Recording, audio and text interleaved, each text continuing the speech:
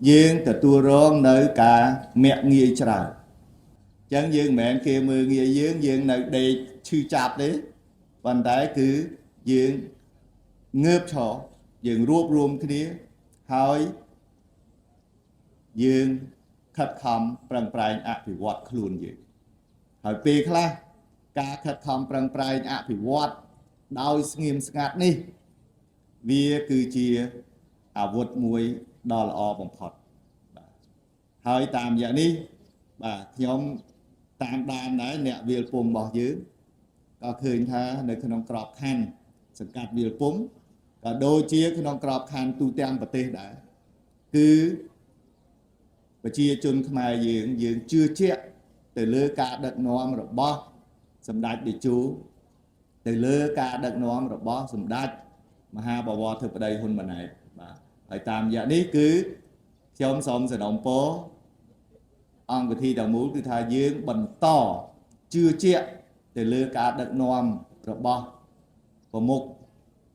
trang phí bà hơi dương quang trở chấm pua ca sầm rạch chất chấm pua ca đợt nóm rồi bó và một trang phí bỏ dương và trên sông Osato vui đầy và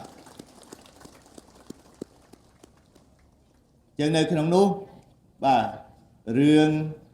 ca control ca sầm rạch chất ca đợt nóm rồi bó và một trang phí năng mùi hết còn tới ca khát khămផលិតផលខ្លួនឯងណាការធ្វើបន្តធ្វើពហិការផលិតផលរបស់ថៃបាទនេះក៏ខ្ញុំគិតថាជាកិច្ចការងារមួយដែលយើងត្រូវតែបន្តទាំងអស់គ្នាដែរបាទដើម្បីធ្វើយ៉ាងណាគឺថាយើងក៏ត្រូវតែលើកកម្រិតកិត្តិយសប្រទេសជាតិរបស់យើងដែរបាទអញ្ចឹងតកតងនឹងបញ្ហាព្រំដែននេះបាទគឺសូមតាយាយអំពូមីងលោកគ្រូអ្នកគ្រូបងប្អូនសិស្សសិស្សទាំងអស់បាទគឺយើងបន្តបាទតាមដានទាំងអស់គ្នាប៉ុន្តែចំណុចសំខាន់គឺថាយើងបន្តគ្រប់គ្រង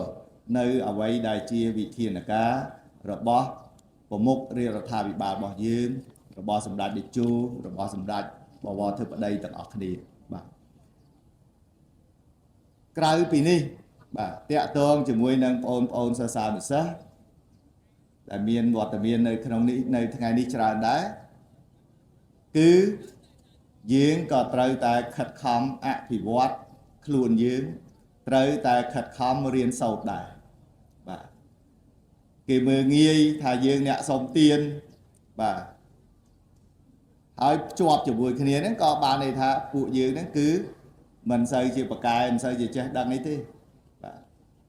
ប៉ុន្តែអានេះគឺយើងត្រូវតែប្រែក្លាយទៅជាការខិតខំប្រឹងប្រែងអញ្ចឹងត្រូវខំប្រឹងរៀនហើយក្នុងនោះយើងឃើញហើយនៅក្នុងក្របខ័ណ្ឌខេត្តកំពង់ស្ពឺរបស់យើង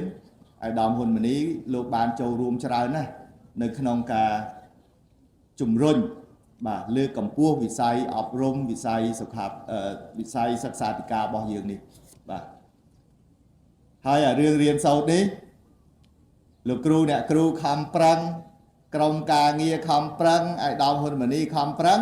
ប៉ុន្តែបងប្អូនឯងអត់ប្រឹងអាហ្នឹងមិនដឹងណាគេជួយបានទេមិនអញ្ចឹងទេបាទដោយកន្លងមកអញ្ចឹងក្រុមការងារខំរុញថាអូថ្នាក់ទី12ហ្នឹងត្រូវប្រឡងឲ្យបាននិទេសអេឲ្យច្រើនហើយសិស្សប្រាប់មុនទៀតថានឹងមានកាដូឲ្យបាទប៉ុន្តែធ្វើម៉េចថាយើងអត់ចង់បានណាអញ្ចឹងឆ្នាំនេះយើងអត់បានប៉ុន្តែឆ្នាំទៅយើងបានបាទអញ្ចឹងសង្ឃឹមថាឆ្នាំថ្មីនេះបាទបងប្អូនដែលមកនេះមានថ្នាក់ទី11ថ្នាក់ទី12ដែរគឺនឹងខិតខំប្រឹងប្រែងបន្ថែមទៀតបាទហើយក្រុមការងារក៏នឹងរងចាំជួយបងប្អូនដែរបាទអានឹងយើងសន្យាជាមួយគ្នាបាទប៉ុន្តែអ្វីដែលចង់បញ្ជាក់ថាយើងឈឺចាប់នឹងគេមើលងាយយើងចឹងយើងត្រូវតែខំប្រឹងរៀនបាទលោកគ្រូអ្នកគ្រូជួយយើងហើយប៉ុន្តែយើងត្រូវតែខំប្រឹងខ្លួនយើងដែរបាទហើយក្នុងហ្នឹងបល័យ2ឃ្លាដែលយើងតែងតែទិញទាំងអស់គ្នាបាទគឺខ្ញុំមិនខ្ជិលដាច់ខាតហើយធ្វើអ្វីធ្វើឲ្យល្អបំផុត អាហ្នឹងគឺសូមថាឲ្យយើងចាំបាទហើយចាំមើលលើកក្រោយពួកខ្ញុំនឹងទៅវត្តទៅអីពងៀនដល់លោកតានិយាយនៅវត្តថែមទៀតមិនអញ្ចឹងទេបាទសូមទោសនិយាយលេងប៉ុន្តែវាគឺជាអ្វីដែលជាចំណុចគោលបាទពាក់ព័ន្ធជាមួយនឹងបំណិនជីវិតរបស់យើងបាទក៏ដូចជានៅក្នុងការសិក្សារបស់យើងដែរ